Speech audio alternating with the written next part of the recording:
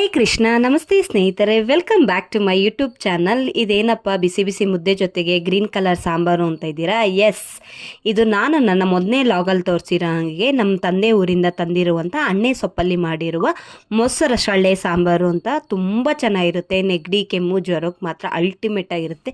Normal ಟೈಮಲ್ಲೂ ಬಿಸಿ ಬಿಸಿ ಮುದ್ದೆ ಮಾಡಿದ್ದು ಅಂತಿದ್ರೆ ಸೂಪರ್ ಆಗಿರುತ್ತೆ. ಹೇಗೆ ಮಾಡೋದು ಅಂತ ತೋರಿಸ್ತೀನಿ ಬನ್ನಿ. ಮೊದಲಿಗೆ ನಾನಿಲ್ಲಿ ಸೊಪ್ಪನ್ನ ಒಂದು 2 ರಿಂದ 3 ಸತಿ ನೀಟಾಗಿ ಕ್ಲೀನ್ ಮಾಡಿ ಇಟ್ಕೊಂಡು ಅದಕ್ಕೆ ಎಷ್ಟು ಬೇಕೋ ಅಷ್ಟು ಉಪ್ಪು ಮತ್ತು ಒಂದು 5 ರಿಂದ 6 ಹಸಿಮೆಣಸಿನಕಾಯಿ, ಒಂದು ಅರ್ಧ ಲೋಟ ನೀರನ್ನು ಹಾಕಿ ಇದನ್ನು ಬೇಯೋದಕ್ಕೆ ಸೈಡ್ಗೆ ಇಡ್ತಾ ಇದ್ದೀನಿ. ನೋಡಿ, ಅದು ಬೇಯ್ತಾ ಇರುತ್ತೆ.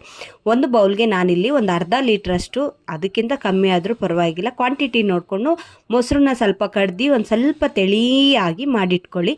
ನೋಡಿ, 10 ನಿಮಿಷದಲ್ಲಿ ಸೊಪ್ಪು ಬೇಗ ಬೆಂದೋಗ್ಬಿಡುತ್ತೆ. ಇದಕ್ಕೆ ಬೇಕಾಗಿರೋಂಥ ಖಾರಕ್ಕೆ ಏನೇನು ಬೇಕು ಅಂತ ತೋರಿಸ್ತಾ ಇದ್ದೀನಿ.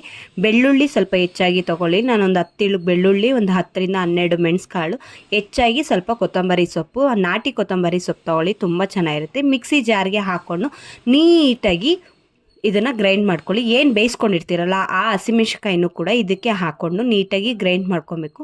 ಇದು ಒಂದು ಅರ್ಧ ಗ್ರೈಂಡ್ ಆಗ್ತಿದ್ದಂಗೆ ನೀವು ಬೇಯಿಸಿರೋವಂಥ ಅಣ್ಣೆ ಸೊಪ್ಪನ್ನ ಒಂದು ಚೂರು ಕೂಡ ನೀರಿಲ್ದಲೇ ಇರೋ ಹಾಗೆ ಅದನ್ನು ಕೂಡ ಕೈಯಲ್ಲೇ ಹಿಂಡಿ ಅದನ್ನು ಹಾಕಿ ನೀಟಾಗಿ ನೋಡಿ ಗ್ರೈಂಡ್ ಮಾಡ್ಕೊಳ್ಳಿ.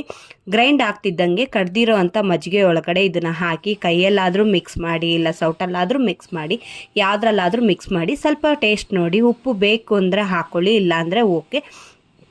ಬಿಸಿ ಬಿಸಿ ಮುದ್ದೆ ಒಳಗೆ ಇದನ್ನು ತಿಂತಾಯಿದ್ರೆ ಅಲ್ಟಿಮೇಟ್ ಆಗಿರುತ್ತೆ ರೀ.